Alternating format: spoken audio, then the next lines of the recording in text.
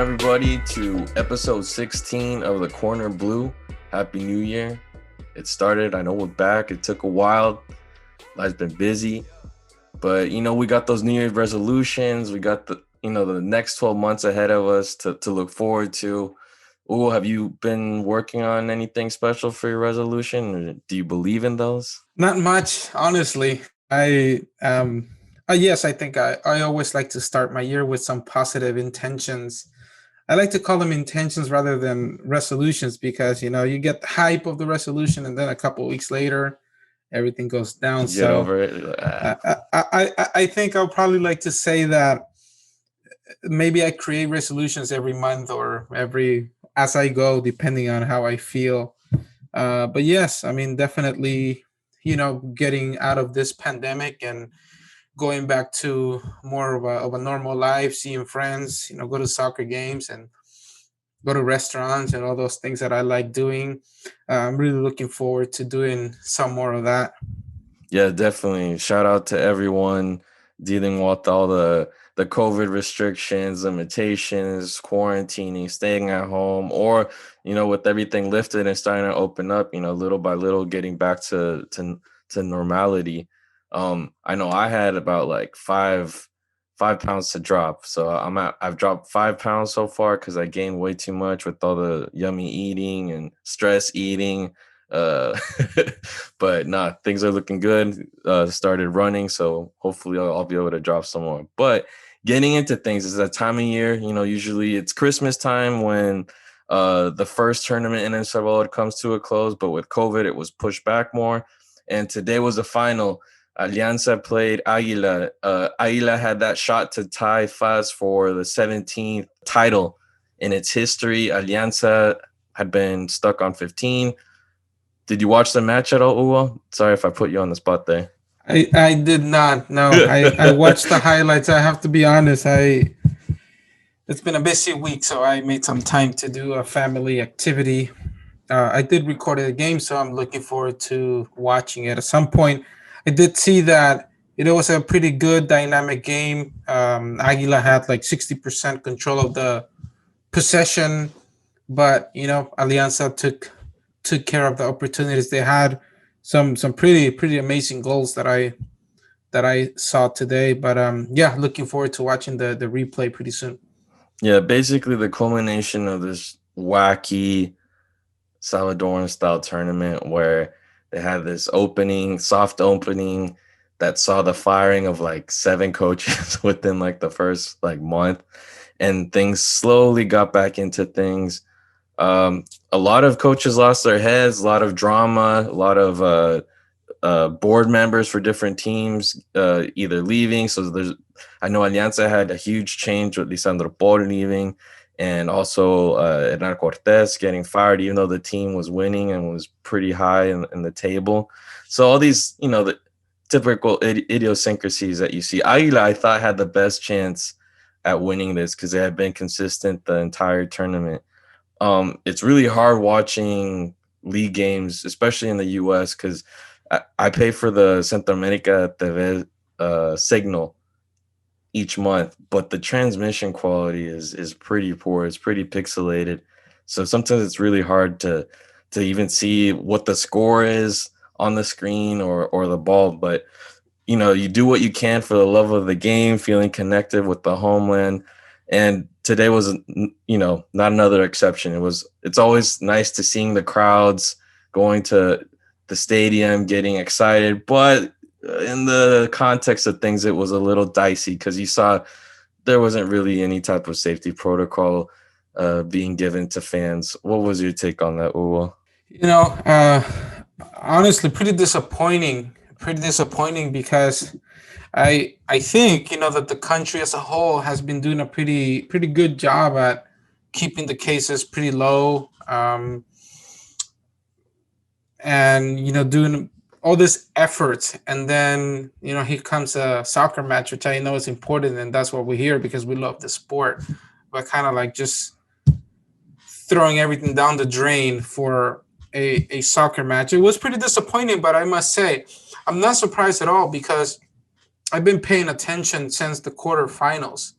And I was looking at stadiums at the quarterfinals and the semifinals. There was no distancing, and I think that the stadiums were definitely had overcapacity. I mean, more than what they're allowed to sell under the current protocol. So, given that this was the big final against two huge rivals, I'm not surprised that we saw what we saw. I wish it had been different protocols to sell the tickets and admitting people into the stadium.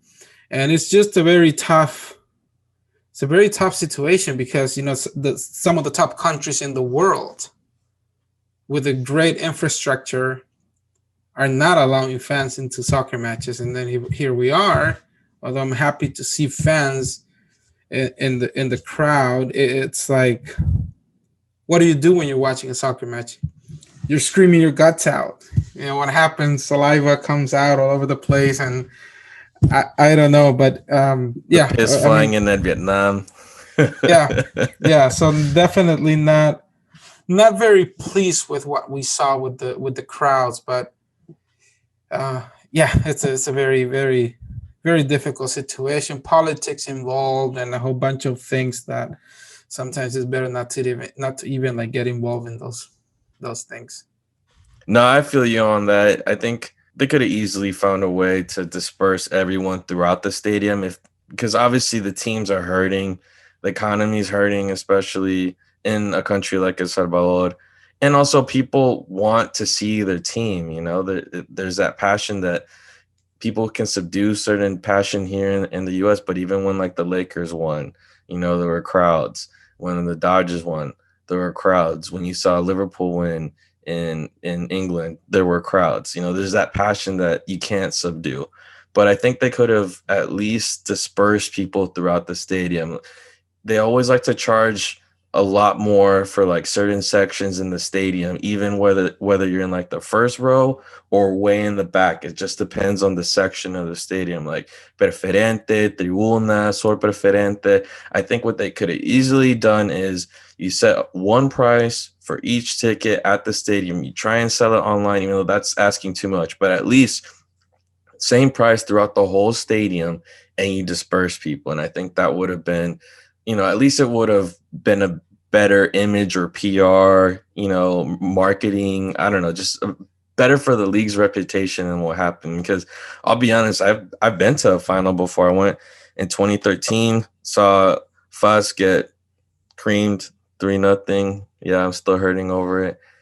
But there were more people, or it almost seemed like there were more people at this final than that one back then. And you look at the stadiums throughout pre-COVID, the league's been struggling for years now for various reasons. People don't like to go to games because of the violence, because multiple factors. Obviously, the quality of the product has gone down, and then also the influence of international leagues. So you don't see stadiums that full. That's the irony pre-COVID. And then with COVID, it's almost like people just needed something to do, that pent up demand that they talk about nowadays. So you just saw that kind of happen throughout the stadiums. And yeah, they could have, it was touch and go. You'd see like one week everyone together in one section or under the shade of a tree in the stadium, like Yeah. in Chalatenango, and then they'd have the next week they'd correct it. So just touch and go because it was very inconsistent. But hopefully by the end of the next tournament, hopefully things look a lot different and we'll see how it goes. But again, going back to the game, I thought it was pretty interesting because in the final, typically, right, you're more cautious. You don't want to risk as much. But you saw two teams that were going at it. It just seemed like Águila's midfield wasn't able to set up the right plays moving forward, whereas Alianza was consistent, pressed, and attacked forward. They weren't lackadaisical touching it around in the back too much. It was more of a direct play. Things were pretty level, first half. Alianza gets a goal at the end of the first half. And then the second half, they just shut things down. And the typical guys that you see on the national team, you could see the level. It seems like Alianza's gotten its mojo back, considering, the horrible last 3 months that they've had in terms of the international competition, and then just kind of a slump that those players have had.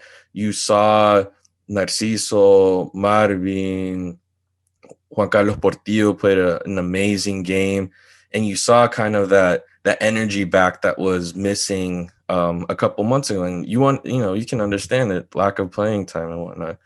But what do you think that means for La Selecta, Hugo, now that Alianza has its mojo back, and the core, we can't deny it, is Alianza. So what do you think this means for La Selecta? It's a positive note, definitely for La Selecta. I mean, we know that the level in the local league is not that high, and we've seen players shine at the local league, and then they go into the international stage, and they really don't show what they show every Sunday in the local league. Uh, However, with that being said, it's always positive when the the team that is providing that core, like you said, for La Selecta, wins the championship, because psychologically there is an extra push there. The players know they now are part of the champion. Then they go to the national team, and I think there's always a higher level of confidence in the players. So yes, it's definitely positive that Alianza won, and there's a lot of players from Alianza that will go to the national team, and I'm hoping to see some players from Águila in the national team as well. So talking about Águila, I think seeing players like Gerson Mayen get back into it, into the rhythm that they were a year ago, because we know that he went through some injuries. And Yeah, his return to the league has been really, really positive. right, I think After the playing in Guatemala. playing Guatemala, I think bringing Corti back to the league, a coach that really knows him really well, it really suited him really really well, and I think it's positive to. Uh, I don't know who's going to get called to the national team, but I'm thinking there's a high probability, given what he's been doing in the recent games for Aguila, that he could be a player that we might get back into the national team to compete in that center midfield position. Yeah, and along with the championship, well, it guarantees their participation in the international tournament through CONCACAF and probably Liga CONCACAF, not the actual Champions League. And hopefully they'll be able to have a better campaign, next fall than they did this last fall. But this is the importance of having that consistency, and I think that's what's been important, that Alianza has been able to have it the last couple of years. You would have wished that a team like Santa Tecla would have been able to keep that consistency too, but it seems like they just hit a plateau. With the passing of one of their owners, things just haven't been able to turn around for them, which is unfortunate. We saw the resurgence of FAS this tournament, but obviously El Sarco seems to still be trying to find like the right pieces and whatnot, and we'll see going forward. Obviously, I'm a fascista, and I was pretty glad that they made it this far into the tournament. But yeah, you kind of hope that they get players that feel that kit a little more, or they're able to find the right pieces. Because I'm just tired of seeing so many foreign players that their level's not that great. You could totally find local guys to fill in that gap, but So that's what are your thoughts on Gullit Peña Oh signing yes, for FAS? yes, Any yes. thoughts on Well, that? so I've been talking with a lot of my Mexican friends just to kind of figure out, well, what the heck happened to this guy? Because here, I remember his surge, right, when he finally cracked the Mexican national team, playing for León, playing for a lot of the big clubs, played for Chivas, going with Caixinha to Rangers, but he was a bust there, and then it just seemed like his career kind of went off path. So I was like, all right, so what happened with this guy? And basically, yeah, I guess it's common knowledge that he's known a little more for his distractions and lifestyle off of the pitch rather than focusing in on his career. And it seems that this is his attempt to come back to start playing again. And I think El Salvador obviously is not one of the biggest leagues in the area. We can't deny that. but from just him being a big name, it brings attention to the club that can only be positive, but I don't know what level he's at, you know. And there's a big difference between a signing like El Loco Abreu for Tecla a couple years back, which was a huge signing. Unfortunately, it only lasted, 4 or 5 months, but that was a pretty legitimate signing. And then that final that he had, you felt the league elevate in level. It Yeah. was a final that you wanted to watch. And that said, I'm not Yeah. a Tecla fan or an Alianza fan, but that was a fun final. And then since then, that level has dissipated in a sense because we don't have, those names, whether internationally or locally, that elevate the league. So if this guy can bring in more attention and not a circus to FAS, great. And hopefully he can work with Sarko, and Sarko can bring in more pieces. So we'll see how it goes.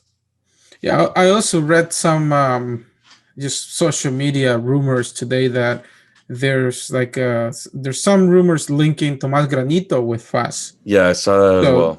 that would be another interesting signing because, I mean, I always thought I've known Granito since he started playing for El Salvador, even before. I don't think he was pro yet. I don't think he had signed a pro contract when he went with the national team to with the U20s to Turkey. And I think he's a great player. I think he's a player with a lot of potential, a lot of strength, and I wouldn't see as a negative move if he goes to El Salvador, especially given that we have qualifiers coming up.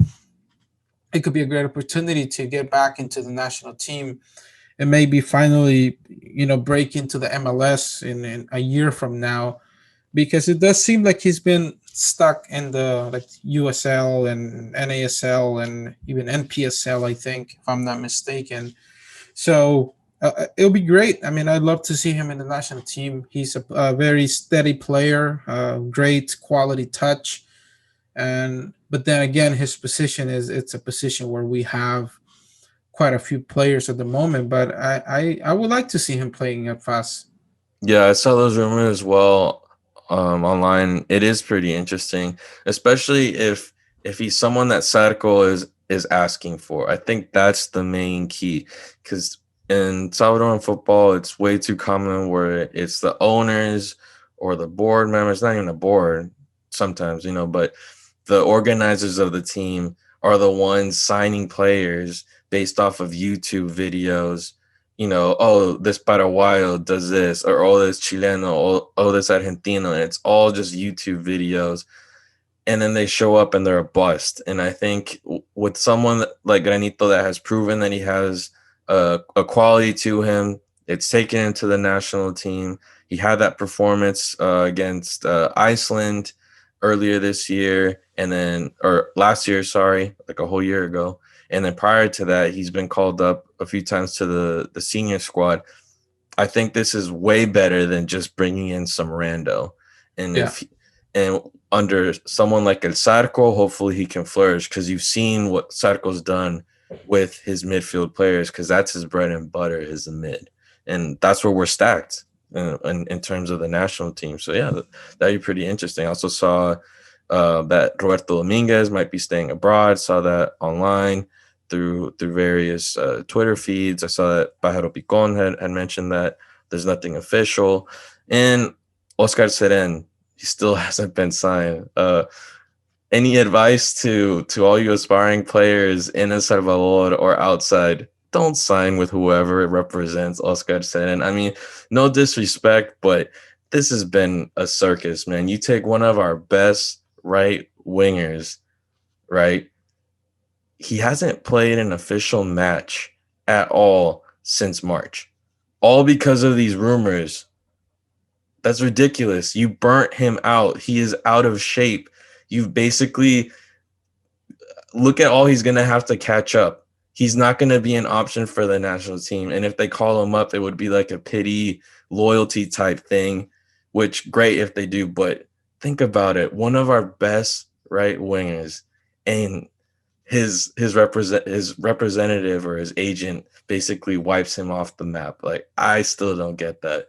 And I feel for him. I feel for him because he has great talent, great speed, and he deserves a lot better than this. And I hope this doesn't repeat itself with other players, because truly, is it worth it that much? If there isn't anything concrete and you hype something up, and at the end of the day, you're just sitting like, I feel for him. More updates on players. Was able to reach out to Richard Menjivar. He's enjoying the dad life as well. He says that he's still in the works of finding a team, that is still pending, just because COVID still has had an effect on things and signing. So good luck to Richard on that quest, and staying positive throughout all of it, and enjoying fatherhood. So definitely shout out to Richard. And moving right along, we kind of stalled in terms of wanting to come back within the last 3 weeks time, but also, there wasn't as much to talk about. We didn't want to make things repetitive, but some interesting developments have been going on with the under 23s. We talked last time about how Hugo Perez had been signed to be the coach for the U23s for the qualifying round facing the Olympics to Tokyo. And so camp started out with 2 weeks ago. A lot of interesting faces and developments have occurred. Or would you mind giving us kind of like a breakdown of the new faces that have arrived at camp? Well, first of all, I think there's a very interesting base of local players. I think Diego did a lot of the local scouting for Hugo before his arrival, so he had something to start with, and obviously he's been making cuts every week. But yes, I think that the interesting phenomenon, if I would say, that we're seeing now is the arrival of foreign-based players. Is something that I've been working on for a long time, and we always saw one player here, another player there, and it Yeah, was very sporadic. right. And now we have five players, Yeah. 5 players right now, and we're not talking about players that play for a university or someone recommended them and they happen to go on trial or whatever. We're talking MLS players. We're talking Gilbert Fuentes, Calvillo. The LAFC goalkeeper is going to Sorto, right? go. Christian Sorto from Loudon United. I don't know if I'm pronouncing it right, but I'm very happy to see, because this is work that I've been doing behind the scenes. I've been working with these players for a lot for the last couple of months. I mean, even Josh Perez was in the works before Hugo arrived. So Which was a pretty big surprise, considering how his career has been, and how he was being called up to the US youth teams. So yeah, I think it's been interesting, because I've heard some of this obviously off the record and whatnot. Something that it's kind of difficult. We shouldn't be necessarily reporting or talking about it before something is concrete. But yeah, it is great seeing that all of a sudden all this is public. You see them wearing the blue kit, you see them over there. And as a Quakes fan too, it's amazing to see 3 players showing up for camp. So best of luck to the new faces. Can you describe a little bit some of these players, their background, and why was the Fast Food interested in calling them up? well, I can speak to 4 out of the 5. So with Gilbert Fuentes, I've been following him for 2 years, almost 2 years now. He is the youngest signing ever for the Quakes. He signed a pro contract at 15. I must say, I thought with him it was going to be a longer process to get him to play for La Selecta, but luckily for us, when I gave him a call and I said, hey, we're interested in bringing you into camp for the U20s, actually, that's how I started. That's when I started talking to him more directly about the possibility, was when the U20 was training. And I was very surprised about his response. It was a yes. It was an immediate yes. I'm ready to go. What do I have to do? And he's a number 10. He's a 10. He's an attacking midfielder, very very fast player, small player but very strong.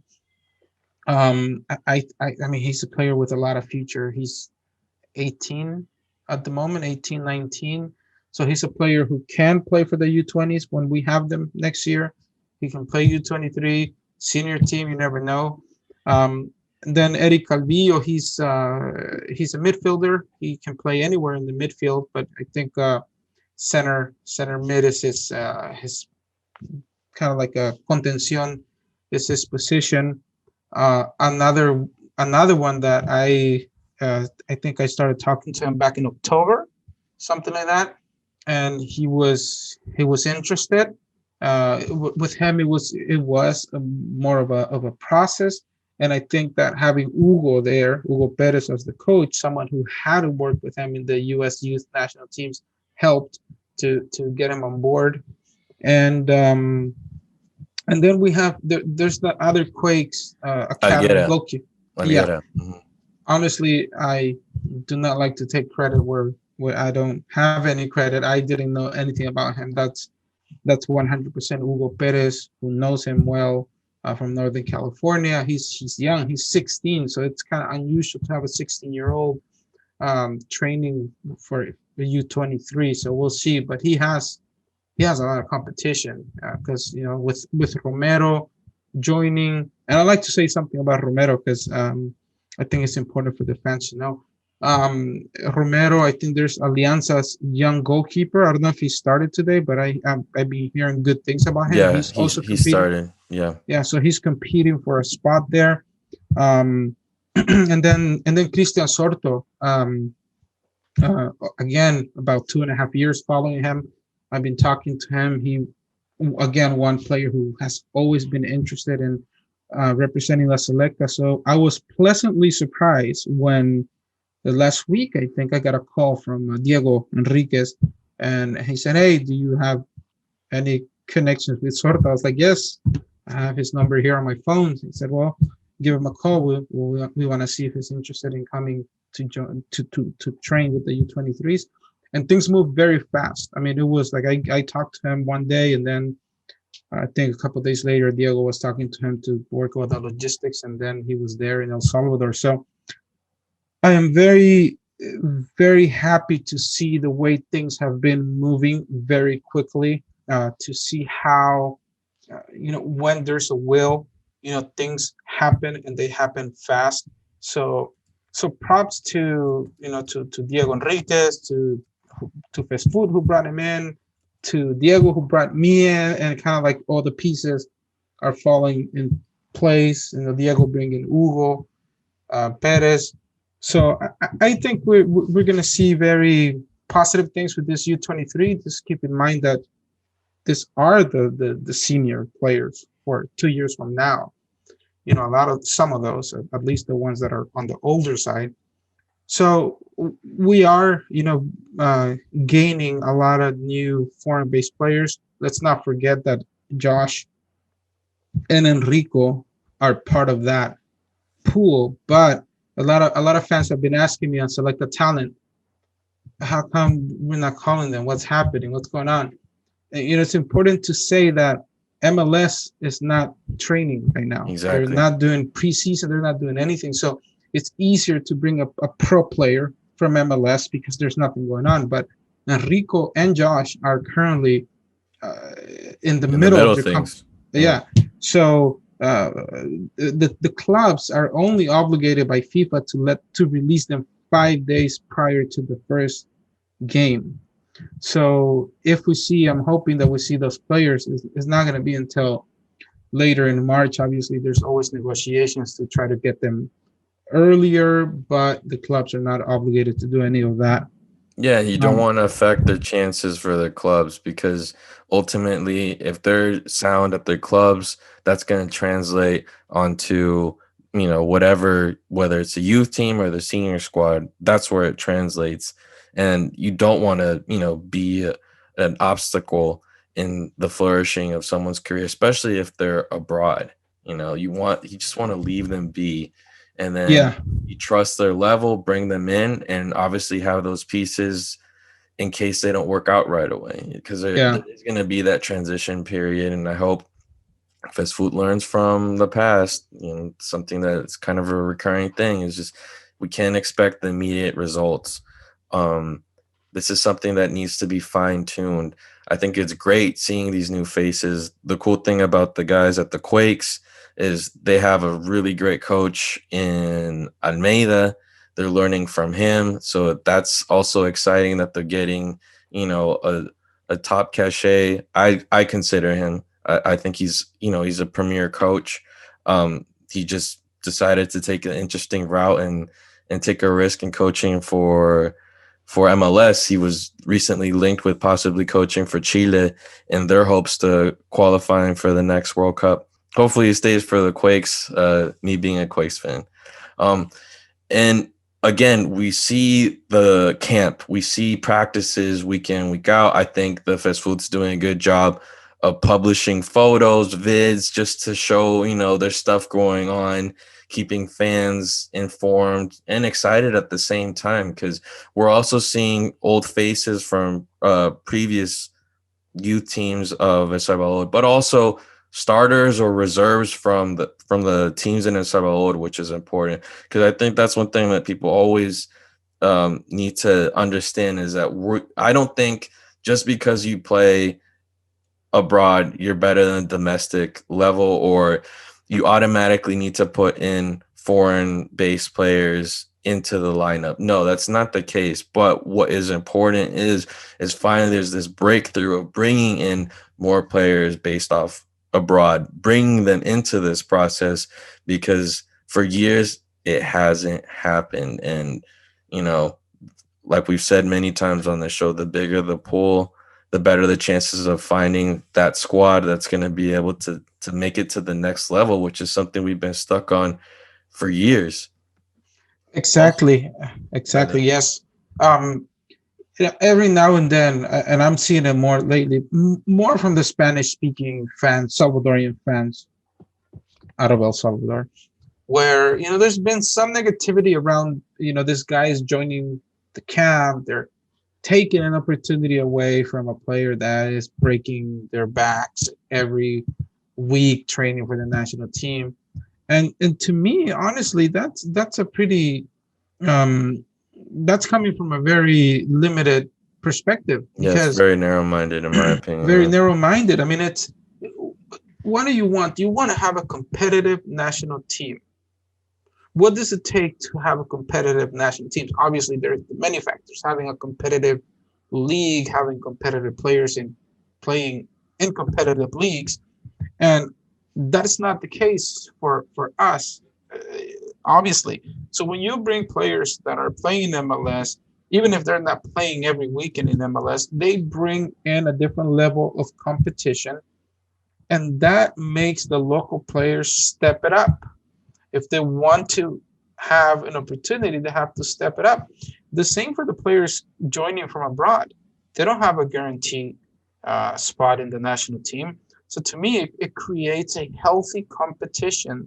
That is, if you are putting the coach in a situation in which he's having problems defining his final squad, that is a good problem to have. and Exactly. I and I think that that is what's about to happen in El Salvador. Who knows if those five guys or seven total or more are going to stay? Maybe only three make it. I don't know, but they're definitely making it difficult for the coach to decide, and that's a good thing always.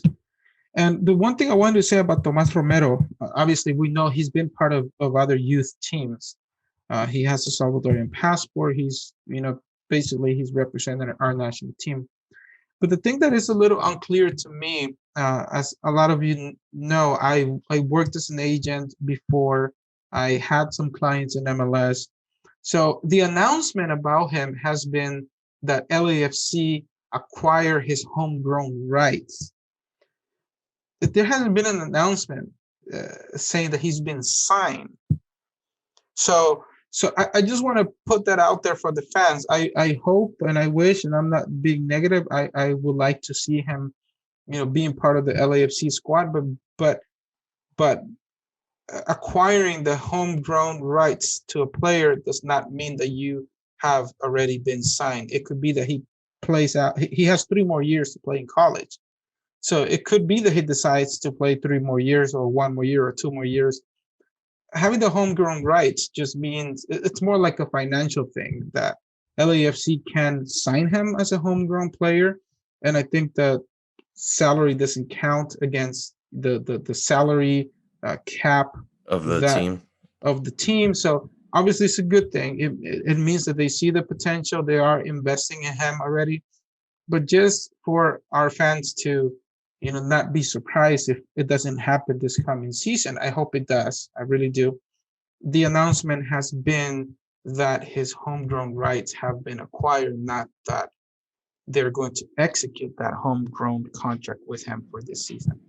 Yeah, and especially with homegrown players, they're basically at the reserve level when you're signed, and they do attempt to develop you. They don't want to pull more Freddie Adu's, and that's what we saw with Gilbert with the Quakes. Is he's a homegrown player, but he didn't make any appearances with the senior team for at least like a year. Like I think this past season was when he made his debut. And so yeah, they build you up. So hopefully that's something that happens with Romero, because yeah, obviously the more players in MLS, the better, just, because of, the improvement that the players have, and then what it brings to opening doors to even more players in El Salvador. So hopefully that we see that uptrend, and to know that they're all linked some way or another now with the youth teams or El Salvador is amazing. That's something that we haven't had. We haven't had that number of players that have a role in the club or a part of MLS since basically the Amañadores when they were there, but none of them really, stuck. No one really broke through. And so, and then we've had a lot of Salvadorans play in the league that for because of the lack of logistics, the lack of the vision of trying to link with them, never had that opportunity. So it's finally great to see players that have an affinity for both countries, but they're making decisions based off of the trend that they see. I mean, I've been talking with other friends that are US fans, and they say, yeah, it makes total sense. They're not bitter about players like that making a decision, because they're saying, look at what the US is doing with their player pool, how they have so many European players right now, and they're all U23s basically for the most part. They're all young guys. And then the senior squad, they could field a squad completely out of European based players. That kind of makes the competition a lot rough if you're in the MLS. And that's why Berhalter has had these last two camps, when they played us and beat the crap out of us, and then they played today and And they they beat the crap out of Trinidad and yeah, Tobago. yeah, Yep. 7-0. And I bet you Trinidad showed up with like similar circumstances as El Salvador, and but again, so if you're on the brink, if you're a player that, you were in that pool, but it's gotten a lot bigger because of the move of all these players to Europe, it does make sense that you need to consider the alternatives, because, you know, if you have that chance, you might as well take it, or else why sit on the sidelines and waste, these important years in your career, because these experiences, you can't buy back later on. So it's great to see that these players have meditated on this, and that, things have aligned in the sense that you've been brought in officially. Perez and Enriquez, doing that work to make sure that the doors are finally open in a more official way. But on the back end of this segment, we do have doubts, or there is doubt in terms of whether the tournament in Tokyo, the Olympics, is even going to take place. About a couple weeks ago, I remember it was the evening time, and I saw something on Twitter where there were reports that basically in Tokyo, the organizer like, you know what? We're gonna lose way too much money if we go ahead and have this thing and all the stadiums are empty. So they were thinking, you know what, it's not worth it. Let's scrap this and let's just see if the Olympic Committee will let us latch on to the next open bid in the cycle and just let's call it a day on this, which was very alarming. It's understandable because of the circumstances, but obviously as a sports fan, and then you see all this hype around the U23s and all the talk that we've been doing, and this thing's not even going to happen. It was very, very alarming. But fortunately, the next day, I think it was Reuters that came out with a Mm, report saying, you know what, we talked with the organizers, and they're denying that there's any, possibility of it being canceled. The Olympics are going to go ahead as planned. So as of a week or two ago, that's the plan. We've seen the U23s just steamroll ahead with camps and trainings, and let's hope this happens, man, because I think this could be something pretty special. Reminding us of that cycle with Richard, with Russo, Darwin, and how they got so close to making it to London. But I think this with a little more time to prep, a little less improvising, I think it could be something very special. I wish they would have had more time. I wish Hugo yeah. would have been hired like a year ago. And I think Rodolfo Goches was doing a great job, and his mentality seemed to be that of, okay, let's bring in more of the international players. But unfortunately, things didn't work out for him logistically. At least that's what the official reports were. And but good for him that he's working with Águila now. And And speaking of organizing tournaments, FIFA just recently announced candidate cities for the 2026 World Cup. So there's some very exciting cities there, including my city, LA, and San Francisco Bay Area for you, Andres. So I'm going to go through the list of the 16 potential cities, and then we can discuss about our top top 10. So we sounds have good. Let's do this. so we have it's in the US, we have Seattle, San Francisco Bay Area, LA, Houston, Dallas, Denver, Kansas City, Nashville, Atlanta, Orlando, Miami, Cincinnati, Washington, D.C., Baltimore, Philadelphia, New York, New Jersey. And just for Yeah, fun, and Seattle, sorry, I missed yeah. Seattle. Just for fun, I'll throw the other cities in Canada. Canada and Mexico. Yeah, so I think I left Boston out of Okay. the U.S. So then we have Edmonton, Montreal, in Toronto, in Canada, and then Mexico. Obviously, Mexico City, Guadalajara, Monterrey, and yeah. So again, just in case I miss one, I'm just gonna go through the U.S. cities: Seattle, San Francisco Bay Area, L.A., Denver, Kansas City, Dallas, Houston, Nashville, Atlanta, Orlando, Miami, Cincinnati, Washington, D.C., Baltimore, Philadelphia, New York, New Jersey, and Boston. What are your top 10 favorite cities there in the U.S., Andres? Okay. It's a pretty interesting list. In my opinion, some of the smaller cities or the ones that have the smaller stadiums, I think, are going to have a harder time um, being selected. In terms of the Bay Area, the Quakes play at a pretty small stadium. So they wouldn't, I know for a fact that they wouldn't be playing at the Earthquake stadiums. It wouldn't make any sense. So they'd most likely be playing at the stadium in Santa Clara where the 49ers play, the Levi Stadium.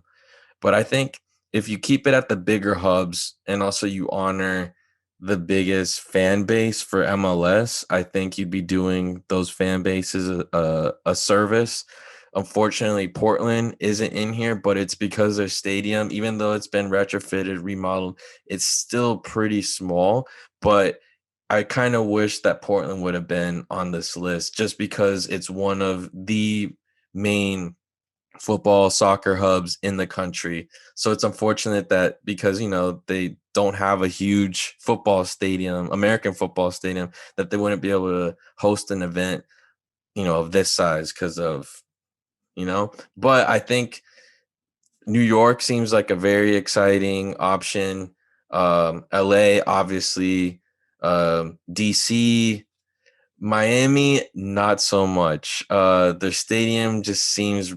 I don't know if they'd be playing at like where the Dolphins play, but where Inter Miami FC plays, I don't know. It's a weird looking stadium. Seattle, definitely, that would be a great place for the World Cup to be. Atlanta, definitely the stadium that they play at, the fan base. It's going to be an amazing atmosphere there. Dallas, I mean, we've seen Dallas during the Gold Cups. That stadium gets jam packed. It's a football city. I mean, and then with everyone else from the world going there, a stadium that big of that magnitude, it's basically like the US's version of the Azteca. It's just it hasn't hosted any significant matches yet. So we'll see if, the magic of football, soccer translates into that stadium. Boston, meh, meh. Doesn't really seem like a big football town, a soccer town. So I don't know what the vibe would be there. Obviously, on the East Coast, it seems like there's more of a connection with the European heritage and culture. So maybe the diasporas of like Italy or Ireland or England, if they were to play there, I bet people would be pretty pumped up for that. Denver, why play at a really high elevation, man? It just doesn't make any sense. I don't think, I mean, but it is what it is. Makes sense if you put the US there and you Definitely. and you have the US train there, and that could be an Exactly. advantage. Yep. Definitely. I think, like you said, if you're looking at it from the optics of the US, Denver totally makes sense. And then more of the outliers, I think Houston should have it, but because their stadium's smaller and you got the big stadium in Dallas right there, I don't think it would make too much sense. And that's probably what they're thinking. I'm assuming of having two two cities in the same state or in such close proximity, even though logistically it would make sense. But Houston, obviously, we know that there's a huge Salvadoran community out there. Wouldn't it be nice for you guys to have the World Cup right in your backyard? La Selecta will definitely play either in Houston or Dallas. Yeah, yeah, Fingers crossed. that would be amazing. So, um, and then with the other ones, it's give or take. I mean, I think the best part would be, as someone that lives on the West Coast, obviously going to Seattle. That's not too far for me here in NorCal. Going to LA, that's just a road trip or an hour flight away. And it's exciting to see this because I haven't really traveled throughout much of the US, but I'm already starting to think, all right, where do I have friends in these cities? Because that'd be amazing to be able to have a World Cup here. The last one that was here, we were, very young, or I was very young too. And this, I didn't even get to go to it. And having something here is just going to be very, very exciting.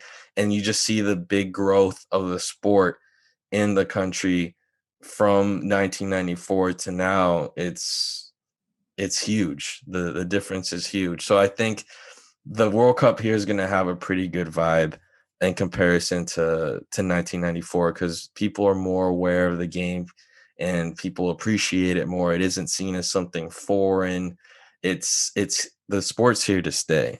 But I was thinking, yeah, it'd be just amazing road trip, SoCal. Then you got Texas, try and make it a Texas, and I don't know. Even the fact that Mexico is gonna be a host nation in this, it would be amazing to go to El Azteca. Even if you don't even get to inside the game, just going to a hallowed World Cup ground would be amazing. 1970 with Pelé, winning it with Brazil in '86, Maradona repping with Argentina. It's hallowed ground. It hasn't necessarily been good to us in 1970, but at least we made it back then. So it's something historical for us as well. So we'll see what they pick, but I think they're just gonna have to go with the bigger stadiums, and I think places like, and I'm looking at a list that NBC has put up, and I agree with it. Philly, Kansas City, Nashville, Orlando, Baltimore, Cincinnati. They're smaller stadiums, and they're not gonna, it's not gonna be the same vibe as in the other cities where football is here to stay.